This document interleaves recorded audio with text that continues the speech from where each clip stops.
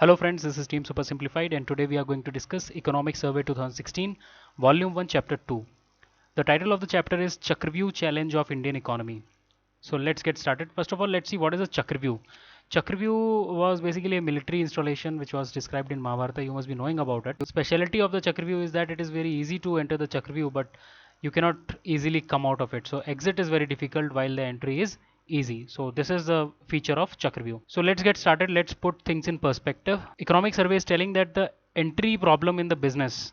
See, when you want to start a business, there are some of the resources which are required. You have to acquire those resources. You have to get some government approvals and all those things are there, right? Those formalities. So we have done a good work on this front. Actually, we have tried to ease out the entry part of it, especially after 1991 LPG reforms, liberalization, privatization, globalization. Right after these reforms, the license quota permit Raj was ended. Industrial licensing was dismantled and public sector monopolies were also diluted and some of the public sector assets were also privatized, and FDI was kind of liberalized, and that liberalization is still going on, and trade barriers were also reduced, in the light of globalization. So all these reforms have already taken place which have kind of eased out the entry aspect of the business. So it has become relatively easier now to enter into the business, but we have not given sufficient focus to the exit aspect of the business, right? So if you have entered a business, you are earning profit, you have provided employment, everything is going fine, but suddenly if you want to wind up your business, then it is not very easy for you. The exit norms for businesses in India are not that business friendly. Okay, and this is not only, this chapter will not be restricting itself only to the business. We will be talking about various sectors and various other problems also. I am just putting things in perspective so that you have an idea that what are we going to discuss in the coming slides. Okay, now let's see why this exit problem is such a big problem. We are incurring a lot of cost because of this exit problem. Economic survey says that there are three type of cost which we are paying. The first one is the economic cost. What is this economic cost? See, India is a developing country, and that means we have our own set of challenges, right? We have our own set of challenges. One third of our population is living below poverty line. So whatever resources are available in the country, we have to use them to the maximum potential, right? We have to make the most efficient use of those resources. But that is not happening because there are some firms which are inefficient and they are doing below par. They are performing below par, and we are giving them bailout packages and we are keeping them in business. So that is happening, that is leading to the misallocation of resources, and this is also creating stressed assets, and the apportioning cost of those stressed assets is also very high. So this is the economic cost which we are paying. There's also a political cost which is associated with this, because when there are a lot of firms which are sick, which are not doing good, which are in loss continuously, for example in aviation sector if you talk about, then there is Air India which is continuously under loss. It has not given a single rupee of profit in last 7 years. It is in loss from last 7 years, and every few years government will fund it, government will bail out. And where is that money, bailout money, coming from? It is coming from the taxpayers pocket, and that money can be used for the development work also, right? So the general perception in the public becomes that the government is pro business, it is anti poor, it is pro business. So this is the political cost which the government has to pay. Then the fiscal cost is also associated. There is direct and indirect, both type of cost. So bailout packages which we see frequently are a part of explicit fiscal cost, so this is visible to us. And there are some invisible costs also, like the loans, tariffs and subsidies which are given to these firms. So they are burning a hole in the pocket of the government, because they will create a deficit, because they are not contributing that much to the GDP, and they are not contributing to the revenue of the government, but they are eating out money from the government coffers, the money which can be used for the development purpose, right? So let's see this with the help of an example. If you talk about the fertilizer sector, then what are the fiscal costs associated with this? See, fertilizer sector is having a huge subsidy burden, and subsidy burden is 0.8% of the GDP, which is very, very high. How much is India spending on R&D, research and development? What percentage of GDP? It is spending 0.9%, slightly above this, right? So you are spending this much on the fertilizer subsidy. Now there is another problem. There is a leakage also. There is a lot of diversion which is happening, and the fertilizer which is produced for agricultural purpose is getting diverted to non-agricultural use. This is also happening, black marketing, right? And then economic cost is also associated, like the subsidy is going to the inefficient producers. So this is the economic cost which we are paying. How is it going to inefficient producers? Do you know how subsidy is allocated to the fertilizer producers? It is given on the cost plus basis. So government will give you the amount based on what cost you have incurred plus some margin of profit. So for example, you have incurred a cost of 5,000 rupees to produce 1 kg, and then government will also give you a certain percentage, say 10 percentage of this cost as a profit. So you will receive how much? 5,500 rupees for 1 kg of the fertilizer. And if there is a efficient producer who is producing same 1 kg of the same quality in 1000 rupees, so how much he will be receiving? 10 percentage profit on this, that means 100 rupees, right? So he's recovering his cost plus he's earning 100 rupees of profit.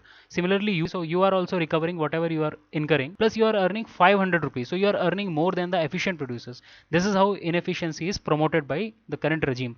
So this is also heavily criticized by the economic survey, and they're telling that some reforms are required, and we have to look about the exit of these inefficient firms. Then there is also political cost, because you cannot simply do away with these subsidies, because they are they are prevailing from a long time, and then there will be a definite resistance from the farmers, these firms also, and the licensed importers, because they are also having some vested interest there, right? Acha, who are these licensed importers? Actually, for producing fertilizer you need a chemical which is known as ammonium nitrate and NH4NO3, ammonium nitrate. And ammonium nitrate is basically imported, and there are only 3 firms in India which are licensed by the government to import this. So they are having their own vested interest in maintaining the status quo. That is why the reforms are not coming very easily. Okay, so they have listed out some of the sectors here. They are listing out the problems in those sectors, and they are also suggesting some solutions. I'm not very sure if you are able to view the content of this slide, but don't worry, I'll read it out for you. And you can download these slides from the link which is given in the description section of this video. You can go through the blog, you can download other useful content as well. So this table contains 4 columns. First one is the sector which we are talking about, then how much employment, how many people are getting employed in that particular sector, what is the inefficiency, what is the cost being incurred, and what is the proposed solution. Okay, so first they have started with the fertilizer sector itself. So fertilizer sector, if you talk about, there are a lot of inefficient firms, and they are employing 15,000 people. So if you are taking a drastic measure, you have to think about the lives of these 15,000 people. Okay, then the inefficiency here is that estimated subsidy burden as of 2013-14, these are actual figures, is 23,000 crore. Okay, so this is the figure. And what are the solutions, proposed solutions? See, some steps are taken in recently, like neem coating is being done on the fertilizer, which is to avoid the diversion to non-agricultural use. Decanalization is also proposed. Decanalization means the extension of these import licenses to more than 3 firms. And then jam trinity is also being proposed for direct subsidy for farmers in a similar way like what we have seen in the LPG. So instead of giving the subsidy to the firms, it is proposed that use the jam trinity and provide the subsidy directly to the farmers, so that the firms can sell on the market price, and then they can become more competitive, right? Then they are talking about the civil aviation sector. It is employing 25,000 people. In 2013-14, the total loss was about 2,400 crore. And interesting thing is that this was the 7th straight year of loss. So from 7 years in 2013-14, Air India did not show any profit, right? So they are proposing a strategic approach to tackle this. Now, if you talk about the discom sector, the power distribution companies, they are also making huge losses. So 2.6 lakh people are also employed in this discom sector. Accumulated losses, if you talk about, it is a very huge number. From 2008 to 2013, in 5 years, the accumulated losses were 2.3 lakh crores. Right? So this is the figure. So this is the quantum of the cost which we are incurring because of these problems. Right? Then what they are proposing here is they are talking about one market, like they are talking about the one market in agriculture sector. So similarly, one market for the power also. And recently a scheme Uday was seen where state governments will be taking up the debt burden of these discoms, and they'll be issuing some bonds and all. You can go through that in we have created a separate video on that, so you can go through that particular scheme. So similarly, they are talking about a lot of sectors. You can go through them. We are not discussing all of them. We have discussed already the important ones. So you can go through one by one, and you can download the slide from the link which is given in the description section. So now the question arises, what are we doing about it? We know what is the problem. Now we have seen some of the sectors also. Are we doing anything about it? Have we taken any recent steps? Yes, the government has come up with a bankruptcy bill in 2015 December.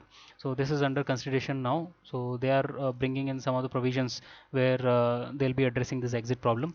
And rehabilitation of stalled projects is also under the charts, because what happened in PPP sector, there were a lot of projects which were approved, and then banks came forward and gave a lot of loans to these projects, but these projects did not move ahead. There were a lot of regulatory problems and sanctions, all those things, so they could not move forward, and banks are suffering from NPA. These projects are stalled. So the Kelkar committee on PPP has suggested that these projects can be thought about. Then there are also some changes which are proposed in the Prevention of Corruption Act. So right now what is happening is the bureaucracy is very much skeptical about the investigative agencies and the vigilance department. The decision making is getting delayed because the bureaucrats and the decision makers are playing very safe. Why is that happening? Because there is no distinction between a deliberate act of corruption and a genuine mistake in the present law. So now we have seen that there is an exit problem.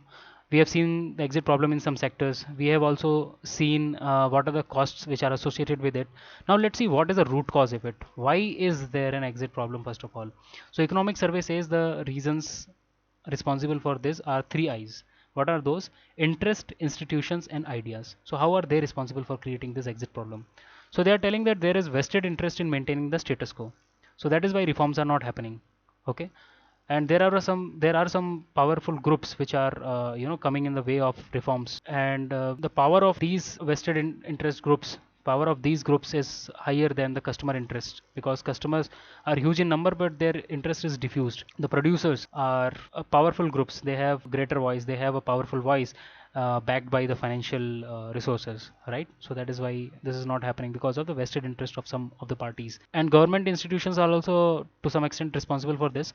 They are telling that both weak and strong institutions are responsible for this. What are the weak institutions? Weak institutions are the debt recovery tribunals and the laws which are put in place to tackle the willful defaulter. So they are not that efficient. Okay, the debt recovery tribunals are not able to recover the debts. The laws are not able to tackle with these willful defaulters. So that is the problem we are facing. And if you talk about strong institutions, economic services, these are the referee institutions like the investigative bodies, CBI, and vigilance departments, and all those things. So they are, putting a lot of pressure, and then abundant caution is being exercised by the bureaucrats. So status quo is maintained because they will sit on the file instead of taking a decision. Because in case something goes wrong, that can be seen as an act of corruption. So this is why the decision making has slowed down. Then the ideas and ideology. What is this? So we are in a democracy, and democracy will favor the legitimate redistribution of resources or the financial benefits from the powerful few or the rich few to the numerous poor, right? So this is possible in a democracy, but this has become the order of the day. So what economic survey is saying, that there is a trend of entitlement. So whatever government is coming in power, it is coming on the basis of some vote bank, and they are attracting people by some subsidies, some tax holidays, or some kind of loan waivers and all that. So these entitlements have become the order of the day, and that is the problem we are facing today. So we have to do away with these slowly. So that is also one of the challenges. So interest, institutions, and ideas, these are the three root causes according to economic survey which are leading to the exit problem. Okay, so let's come to the solution part of it. Now we have seen the exit problem, we have seen the cost which is associated with it, and we have also seen the three root causes, right? Now let's come to the solution part of it. Is there a solution which is possible, and what are those? So economic survey is proposing 5 solutions, so we will see them one by one in detail. So solution number 1 is avoid exit through liberal entry. So what economic survey is saying here is, this was addressed in the past in a similar manner. So economic survey is saying, rather than change of ownership through privatization, don't privatize the PSUs and the public sector undertakings, because that will face a lot of retaliation from the labor unions and all, and it is not easy, right, to tackle them. So what you do is, in the particular sector, instead of disturbing the PSUs and the public entities which are existing there, you introduce private entities. Private entities. So this will infuse some competition, and because of that competition, either these entities will exit or they will improve their performance, right? So this is what is being proposed in economic survey.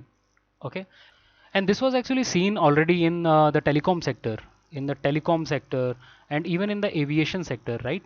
So if you talk about the telecom sector in the 90s, if you talk about, then it was dominated, telecom sector was dominated by BSNL, MTNL, all these government firms, right?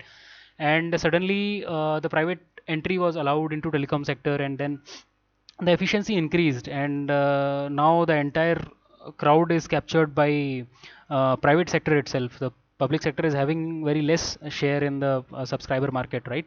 So that is what was experienced in the telecom sector. So this is the same approach is proposed in other areas as well. All right. Then why are they proposing this? Because this is easier. Because direct privatization, if you do, then labor unrest will be a problem, because a lot of labor union will come ahead and they will oppose this move. And it is also justified because Russia tried the other way. So they tried to, privatize these firms, and then they gave rise to oligarchy. What is oligarchy? Oligarchy is a economic condition where the production firms are mainly controlled by certain entities, certain people, certain rich people. And second solution they are talking about is the direct policy action. This is related to the better laws and the rules and regulations. So they are telling that new bankruptcy code is required, which is already under the process. Actually, it is in the parliament.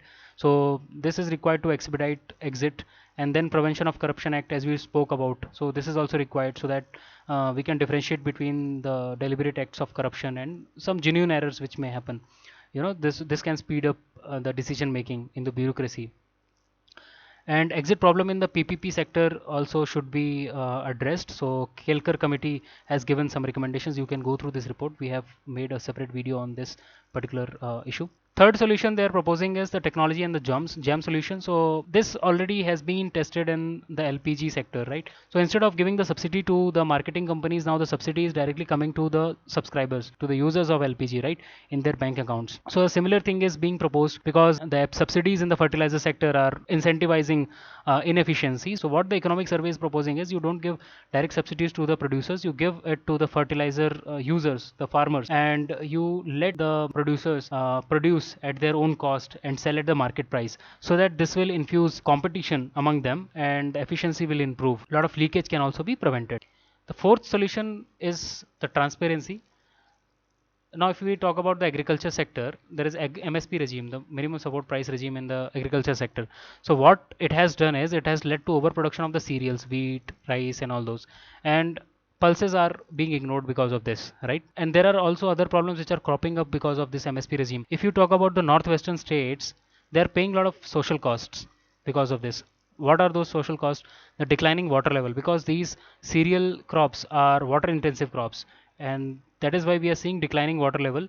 Soil is getting deteriorated because the pulses are not being grown, right? And pulses are leguminous crops, they will fix nitrogen in the soil, right? Which bacteria does this? Rhizobium. Okay. And overuse of fertilizer is also seen, because there is a lot of subsidy on fertilizers, so people will use like anything. And then overuse of electricity, because again there is subsidy on electricity for agricultural use, so again there is misuse, and people will run their tube wells and the irrigation systems like anything, so that is also again leading to depletion of water level. So these are some of the problems, they are interlinked.